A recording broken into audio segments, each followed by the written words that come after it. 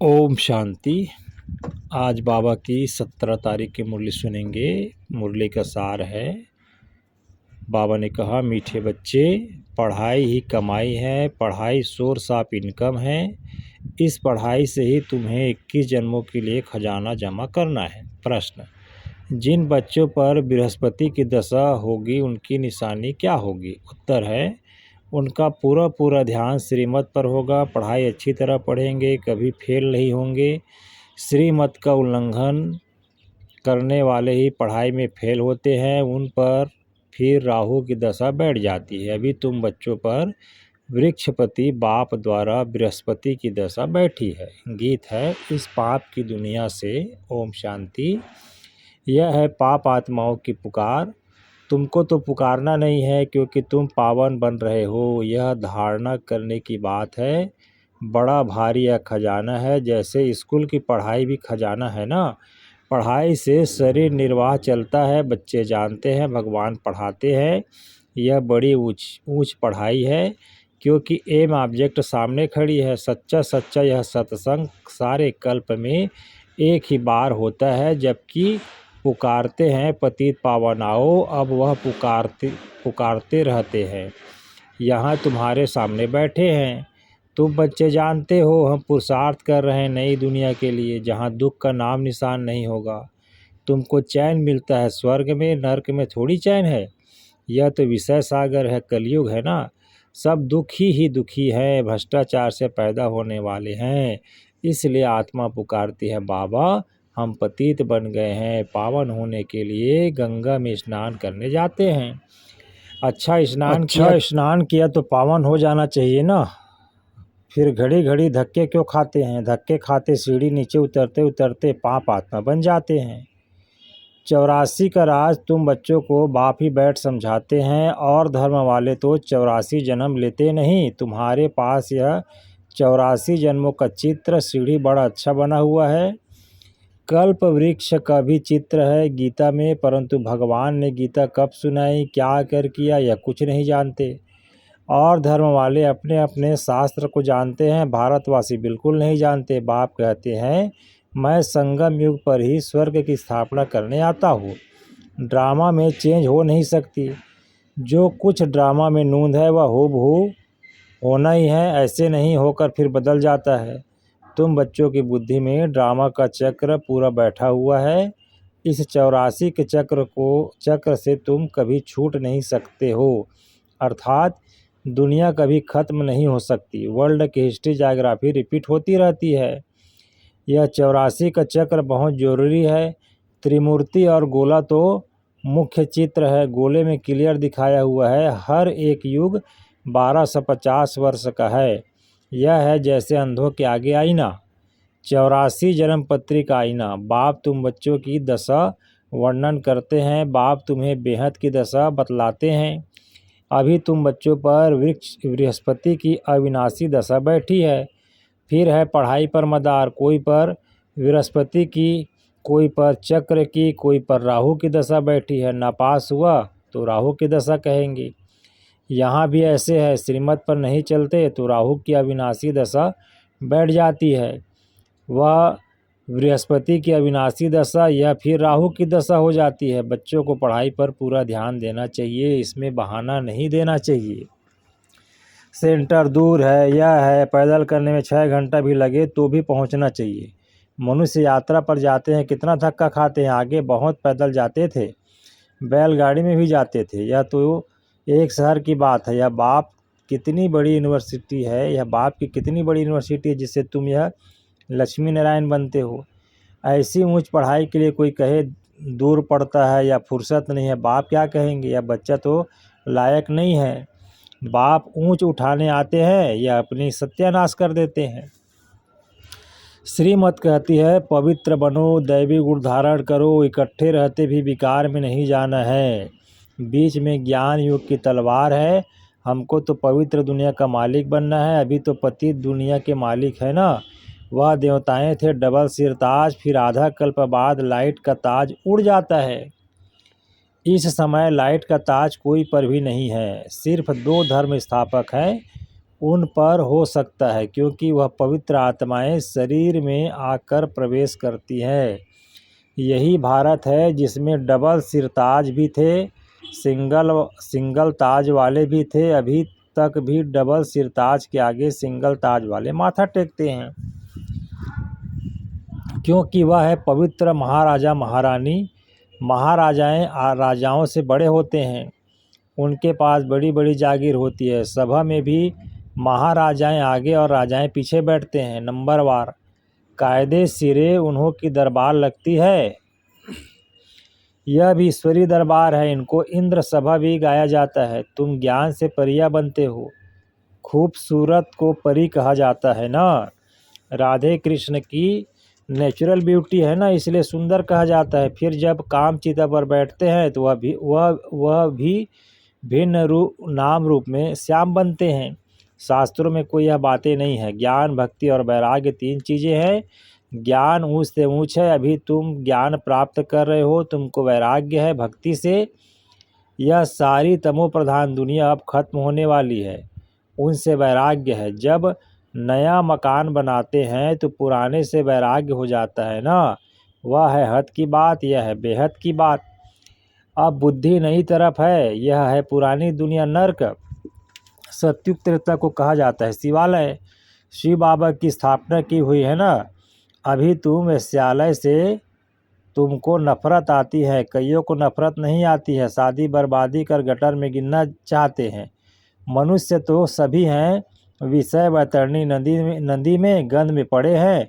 एक दो को दुख देते हैं, गाया भी जाता है, अमृत छोड़ विष काहे को खाए। जो कहते हैं उसका अर्थ नहीं समझते। तुम बच्चों में भी नंबरवार हैं। सेंसिबल टीचर देखते ही समझ लेगा कि इनकी बुद्धि कहाँ भटक रही है। उबासी थकावट की भी निशानी है। धंधे में मनुष्य की कमाई होती रहती है तो रात को 1-2 बजे तक भी बैठे रहते हैं, कभी उबासी नहीं आती।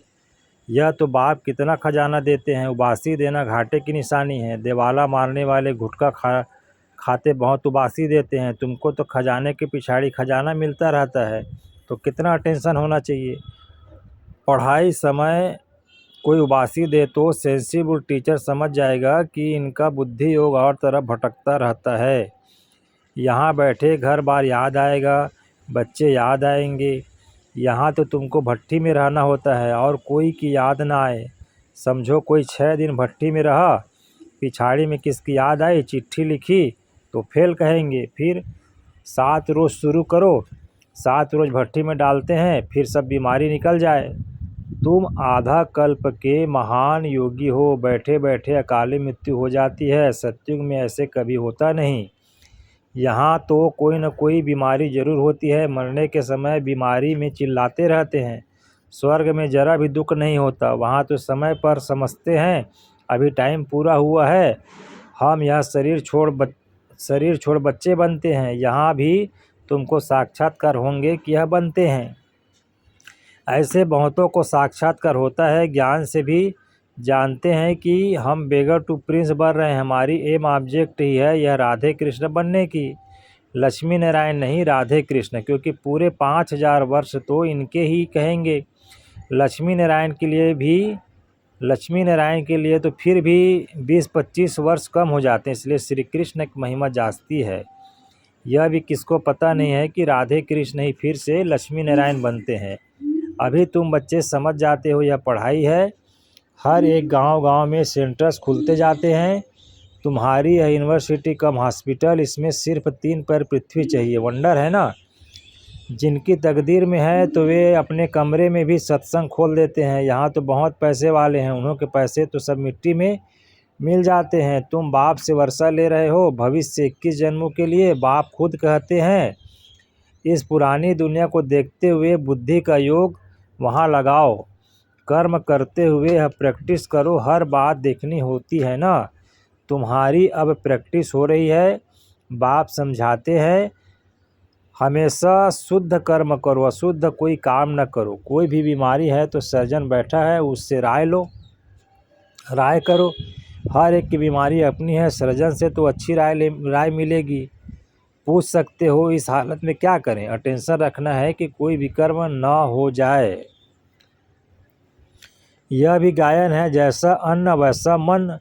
मांस खरीद करने वाले पर, बेचने वाले पर, खिलाने वाले पर भी पाप लगता है। पतित पावन बाप से कोई बात छिपनी नहीं चाहिए। सृजन से छिपाया तो बीमारी छूटेगी नहीं। यह है बेहद का विनाशी सृजन। इन बातों को दुनिया तो नहीं जानती, तुमको भी अभी नॉलेज मिल रही है, फिर भी योग में बहुत कमी है। याद बिल्कुल करते नहीं हैं, यह तो बाबा जानते हैं। फट से कोई याद ठहर नहीं जाएगी। नंबरवार तो है ना। जब याद की यात्रा पूरी होगी तब कर्मतीत अवस्था पूरी हो, फिर लड़ाई भी पूरी लगेगी। तब तक कुछ न कुछ होता, फिर बंद होता रहेगा। लड़ाई तो कभी भी छिड़ सकती है, परंतु विवेक कहता है जब तक रजाई स्थापन नहीं हुई है तब तक लड़ाई नहीं लगेगी। थोड़ी थोड़ी लग कर बंद हो जाएगी। यह तो कोई नहीं जानते कि रजाई स्थापन हो रही है। सतो प्रधान सतो रजो तमो बुद्धि तो है ना। तुम्हारे में भी सतो प्रधान बुद्धि वाले अच्छी रीति याद करते रहेंगे। ब्राह्मण तो अभी लाखों के अंदाज में होंगे, परंतु उसमें भी सगे और लगे तो है ना। सगे अच्छी सर्विस करेंगे, माँ बाप की मत पर चलेंगे। लगे रावण की मत पर चलेंगे, कुछ रावण की मत पर, कुछ राम की मत पर लंगड़ाते चलेंगे। बच्चों ने गीत सुना, कहते हैं बाबा ऐसी जगह ले चलो जहाँ चैन हो। स्वर्ग में चैन ही चैन है, दुख का नाम नहीं। स्वर्ग कहे जाता है सत्युग को, अभी तो है कलयुग, यहाँ फिर स्वर्ग कहाँ से आया? तुम्हारी बुद्धि अब स्वच्छ बनती जाती है। स्वच्छ बुद्धि वाले को मलेच्छ बुद्धि नमन करते हैं। पवित्र रहने वालों का मान है। सन्यासी पवित्र है तो गृहस्थी उन्हों को माथा टेकते हैं। सन्यासी तो विकार से जन्म ले फिर सन्यासी बनते हैं। देवताओं को तो कहा ही जाता है संपूर्ण निर्विकारी। सन्यासियों को कभी संपूर्ण निर्विकारी नहीं कहेंगे। तुम बच्चों को अंदर बहुत खुशी का पारा चढ़ना चाहिए। इसलिए कहा जाता है अतीन्द्रिय सुख पूछना हो तो गोपियों से पूछो, जो बाप से वर्षा ले रहे हैं, पढ़ रहे हैं। यहाँ सम्मुख सुनने से नशा चढ़ता है, फिर कोई का कायम रहता है, कोई का तो झट उड़ जाता है। संग दोष के कारण नशा स्थायी नहीं रहता। तुम्हारे सेंटर्स पर ऐसे बहुत आते हैं, थोड़ा नशा चढ़ा फिर पार्टी आदि में कहाँ गए, शराब बीड़ी आदि पिया, खलास। संग दोष बहुत खराब है। हंस और बगुले इकट्ठे रह न सके। पति हंस बनता है तो पत्नी बगुला बन जाती है। कहाँ फिर स्त्री हंसड़ी बन जाती है, पति बगुला हो पड़ता है। कहे पवित्र बनो तो मार खाए। कोई घर में सब हंस होते हैं, फिर चलते चलते हंस से बदल बगुला बन पड़ते हैं। बाप तो कहते अपने को सब सुखदाई बनाओ, बच्चों को भी सुखदाई बनाओ। यह तो दुख धाम है ना। अभी तो बहुत आफतें आनी है, फिर देखना कैसे त्राही त्राही करते हैं। अरे बाप आया है, हमने बाप से वर्षा नहीं पाया, फिर तो टू लेट हो जाएगा। बाप स्वर्ग की बादशाही देने आते हैं, यह गंवा बैठते। इसलिए बाबा समझाते हैं कि बाबा के पास हमेशा मजबूत को ले आओ, जो खुद समझकर दूसरों को भी समझा सके। बाकी बाबा कोई सिर्फ देखने की चीज़ तो है नहीं। शिव बाबा कहाँ दिखाई पड़ता है? अपनी आत्मा को देखना है क्या? सिर्फ जानते हो, वैसे परमात्मा को भी जानना है। दिव्य दृष्टि बगैर उनको कोई देखा नहीं जा सकता। दिव्य दृष्टि में अब तुम सत्युग देखते हो, फिर वहाँ प्रैक्टिकल में चलना है। कलयुग विनाश तब होता है जब आप बच्चे कर्मातीत अवस्था को पहुँचेंगे। अच्छा जी, मीठे मीठे सिक्की दे बच्चों प्रति माता पिता बाप दादा का याद प्यार और गुड मॉर्निंग। रूहानी बाप की रूहानी बच्चों को नमस्ते, और हम रूहानी बच्चों का भी रूहानी माता पिता बाप दादा को याद प्यार गुड मॉर्निंग, नमस्ते बाबा, नमस्ते। धारणा के लिए मुख्य सार है। पहला, इस पुरानी दुनिया को देखते हुए बुद्धि का योग बाप व नई दुनिया तरफ लगा रहे। ध्यान रहे कर्म इंद्रियों से कोई विकर्म न हो जाए। हमेशा शुद्ध कर्म करने हैं। अंदर कोई बीमारी है तो सर्जन से राय लेनी है। दूसरा पॉइंट है, संग दोष बहुत खराब है, इससे अपनी बहुत बहुत संभाल करनी है। अपने को और परिवार को सुखदायी बनाना है। पढ़ाई के लिए कभी बहाना नहीं देना है।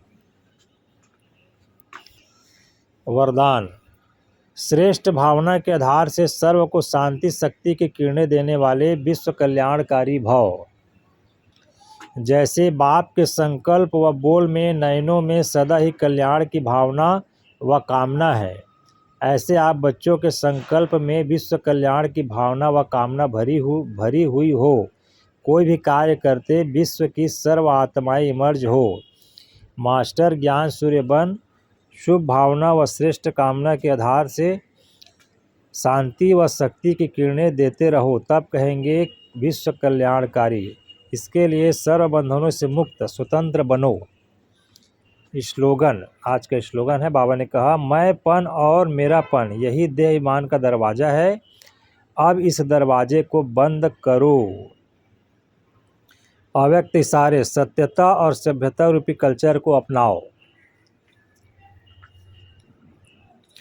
सत्यता की परख संकल्प बोल कर्म। संबंध संपर्क सब में दिव्यता की अनुभूति होना। कोई कहते हैं मैं तो सदा सच बोलता हूँ, लेकिन बोल व कर्म में अगर दिव्यता नहीं है तो दूसरे को अपना सच सच नहीं लगेगा। इसलिए सत्यता की शक्ति से दिव्यता को धारण करो। कुछ भी सहन करना पड़े, घबराओ नहीं। सत्य समय प्रमाण स्वयं सिद्ध होगा। अच्छा जी, ओम शांति।